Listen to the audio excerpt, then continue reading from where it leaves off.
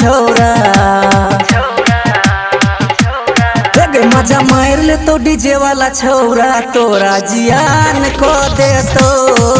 मजा मार ले तो डीजे वाला छौरा तोरा जियान को दे तो माइक तोहर छौ नसीली कहियो प्यार भोजे तो माइक तोहर छौ नसीली कहियो प्यार भोजे तो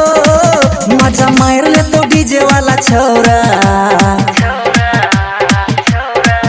मजा मार ले तो डीजे वाला छौरा तोरा जियान को दे तो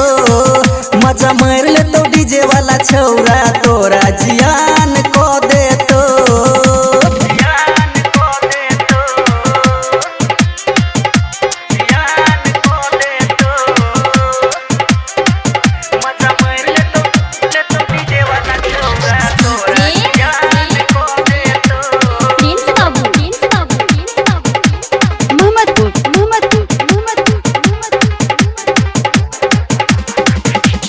कान के बाली तोहर करो छमा छम गे डीजे वाला पीछे तू करे छमा छम गे डीजे वाला पीछे तू करे छमा छम गे डीजे वाला पीछे तू करे छमा छम गे कान के बाली तोहर करो छमा छम गे डीजे वाला पीछे तू करे छमा छम गे होठ तोहर चका चक छो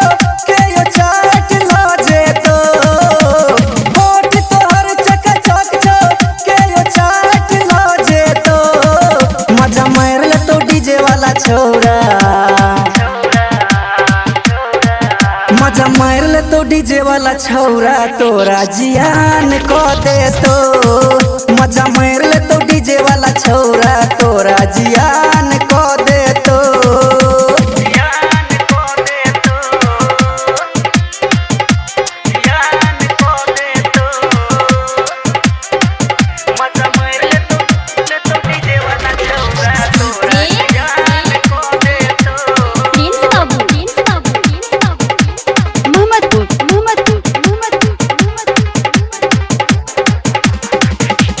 खोपा वाली छौरी कने करने शरम गे साइकिल पे बैठ छौरी चले बॉडी ताइन गे साइकिल पे बैठ छौरी चले बॉडी ताइन गे साइकिल पे बैठ छौरी चले बॉडी ताइन गे खोपा वाली छौरी कने करने शरम गे साइकिल पे बैठ छौरी चले बॉडी ताइन गे नाक के तोहरे न दुनिया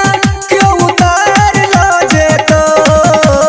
नाक के तोहरे न दुनिया क्यों उतार लाजे तो मजा मार ले तो डीजे वाला छौरा मजा मार ले तो डीजे वाला छौरा तोरा जियान को दे तो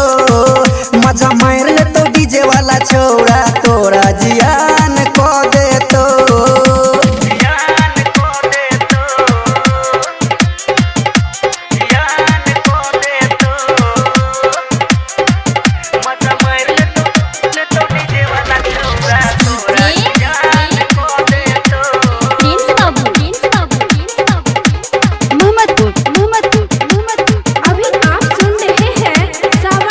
राइटर राजेश करो तोहरा पे आस गे रोहित मुकेश कहो आना हमरा पास गे रोहित मुकेश कहो आना हमरा पास गे आना हमरा पास गे आना हमरा पास गे राइटर राजेश करो तोहरा पे आस गे रोहित मुकेश कहो आना हमरा पास गे लड़की सवरिया के बन जो सब उधार भोजे तो